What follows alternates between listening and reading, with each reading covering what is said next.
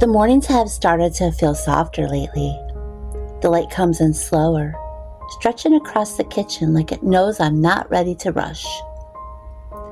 This time of year always does something to me. Maybe it's the chill in the air.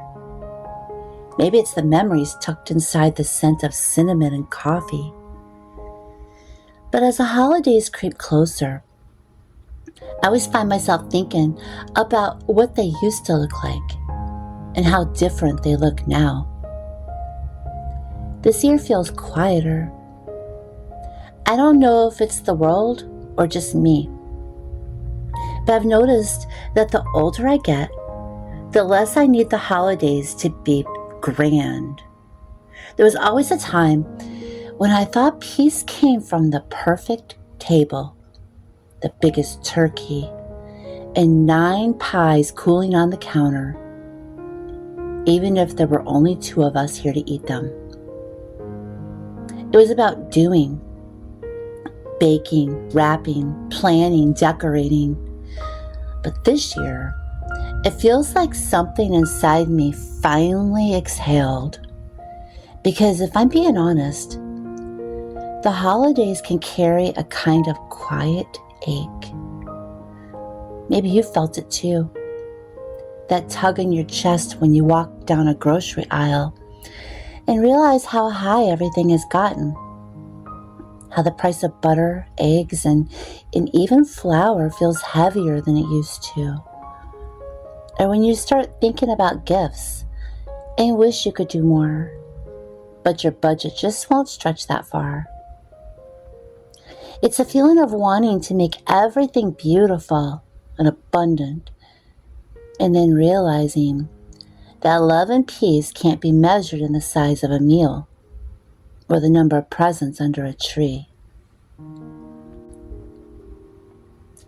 I used to put so much pressure on myself this time of year to make everything perfect and to keep traditions alive exactly as they were, to fill the table with more food than anyone could eat, because somehow that made me feel like I was doing enough. But this year, I think I've finally made peace with the idea that different, it doesn't mean less.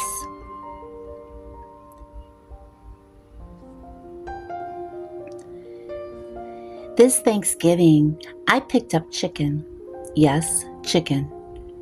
It felt almost rebellious at first, walking past the big frozen turkeys and grabbing a simple pack of chicken instead.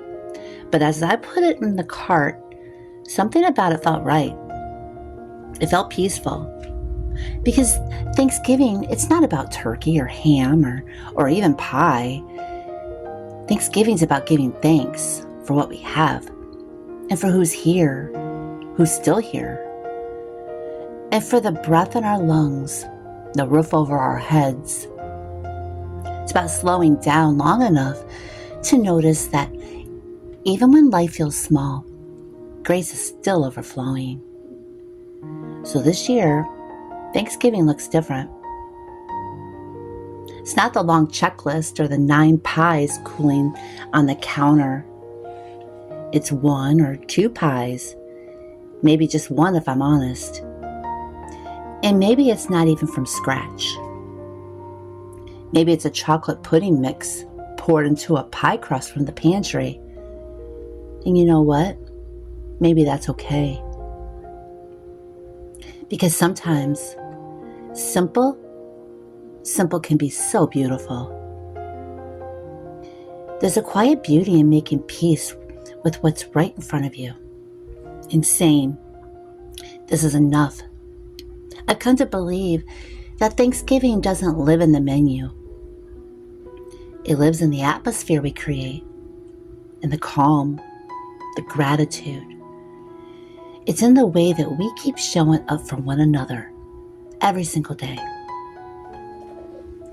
This year I plan on pulling out the nice plates, the ones that sit in the cabinet waiting for special occasions. I plan on lighting a candle in the middle of the table and turning off every screen in the house. No TV. No phone sitting next to my plate. Just stillness. Just me and Tim, sharing a meal and talking like we used to about the simple things. Because peace has a way of finding you when the noise finally quiets down. I think that's the part that I used to miss the most. I thought the holidays were supposed to be loud, filled with laughter and chaos and background music. But maybe peace doesn't shout. Maybe it's the soft sound of silverware against a plate, the warmth of a candle, and the rhythm of steady breathing when the day starts to slow down. Maybe that's the miracle of a smaller Thanksgiving. It gives you room to feel grateful again. I used to think gratitude came after everything was perfect, after the house was spotless and the meal turned out right. But lately, I've learned that gratitude, it often shows up in the middle of the mess. And it's not about how much we have. It's really about how deeply we see what we already have, what we already hold. If you're listening to this right now, and the holidays have you feeling heavy, anxious, maybe stressed, if you're staring at your bank account wondering how to stretch it far enough, or standing in your kitchen wondering how to make it all come together, I want to tell you something. You don't have to earn your place at the table. You don't have to prove your love with the perfect meal or the perfect home. You just have to show up, heart open, hands willing, and thankful for what's here. Because here's the truth I'm learning. The table isn't sacred because of what's going on it. It's sacred because of who gathers around it. So maybe this year you make soup instead of turkey. Maybe you bake one pie instead of 9. Maybe you just simply open a can of green beans, call it a day. And maybe for the first time in a long time, you feel peace instead of pressure. That's what I'm holding on to this year.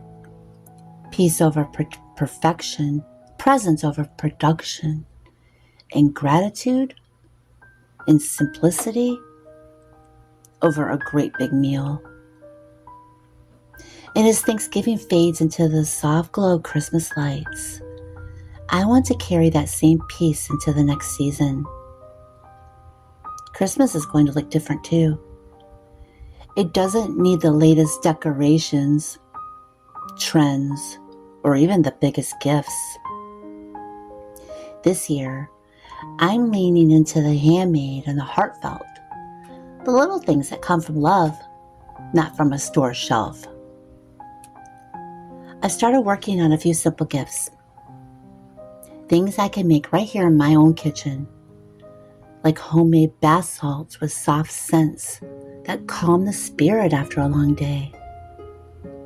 Small bottles of vanilla made from ingredients already in my pantry. They may not sparkle under a tree, but they carry something better: time, care, and thoughtfulness. I've made something for you too. It's down in the description. You'll find the printable labels for both the bath salts and the homemade vanilla.